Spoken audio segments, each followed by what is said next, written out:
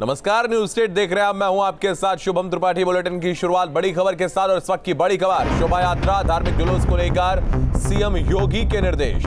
इस वक्त की बड़ी खबर आपको बता दें, अनुमति के बिना नहीं निकाली जाए शोभा यात्रा, ऐसा कहा है। और अनुमति देने से पहले आयोजक से शपथ पत्र लिया जाए। तो शांति सौहार्द कायम रखने के संबंध में शपथ पत्र लिया जाए। किसी प्रकार के अस्त्र शस्त्र का प्रदर्शन नहीं हो। माहौल खराब हुआ तो हर स्तर पर जवाबदेही तय की जाएगी। इस वक्त की बड़ी खबर आपको बता दें, बड़ी खबर सामने आ रही है। सीएम योगी सख्त नजर आ रहे हैं और उन्होंने कहा है कि शोभा यात्रा और धार्मिक जुलूस को लेकर पहले शपथ पत्र लिया जाए। तो लाउड स्पीकर लगाने को लेकर भी सीएम योगी का बड़ा निर्देश। नए स्थानों पर लाउड स्पीकर लगाने की अनुमति नहीं, नई जगहों पर लाउड स्पीकर लगाने की अनुमति ना दें, ऐसा सीएम का कहना है।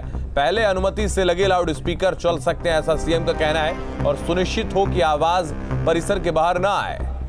तो हर किसी को अपनी उपासना पद्धति मानने की आजादी है, ऐसा मुख्यमंत्री का कहना है। तो हमारे साथ हमारे सहयोगी अविनाश इस वक्त अधिक जानकारी के लिए जुड़ रहे हैं, उनके पास चलेंगे। अविनाश, आपके पास आएंगे। सीएम योगी इस वक्त सुपर एक्टिव मोड में नजर आ रहे हैं और शांति व्यवस्था कायम रहे, इसको लेकर उन्होंने कहा कि जो शोभा यात्रा पहले से निकलती रही है वही निकलेंगी, नई की अनुमति ना मिले। और जो भी अगर आप शोभा यात्रा निकाल रहे हैं तो शपथ पत्र आपको देना होगा।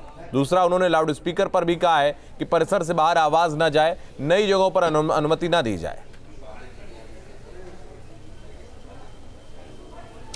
बिल्कुल, देखिए जो नए नियम बनाए गए हैं, साफ तौर पर आज टीम 9 की बैठक में मुख्यमंत्री की तरफ से कहा गया कि इस नियम का सख्ती के साथ पालन किया जाए और जो अधिकारी हैं, जो प्रशासनिक अमला है, वो ये सुनिश्चित करे कि जो भी गाइडलाइन है हर हाल में उस गाइडलाइन का पालन हो।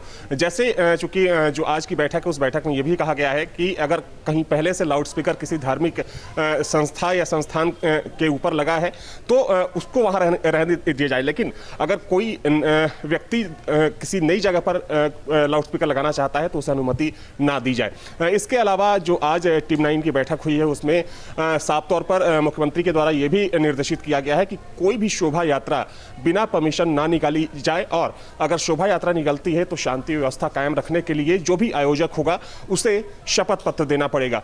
तो ये है, चूंकि देखा जाए तो कई राज्यों में हिंसा की खबरें आई, तमाम जगहों पर विवाद हुआ और उसी कड़ी में माना जा रहा है कि मुख्यमंत्री ने इस नियम का कड़ाई से पालन करने का निर्देश जारी किया है। बिल्कुल, सीएम ने निर्देश जारी किया है। अगर हम देखें अविनाश, कई जगहों पर शोभा यात्रा के दौरान तस्वीरें सामने आई, हिंसा की तस्वीरें सामने आई और कई राज्यों से तस्वीरें सामने आई, लेकिन उत्तर प्रदेश में जो शांति बनी रही वो शायद योगी मॉडल की वजह से बनी रही है। और उसी योगी मॉडल को और भी ज़्यादा सुदृढ़ करने की कोशिश की जा रही है क्या?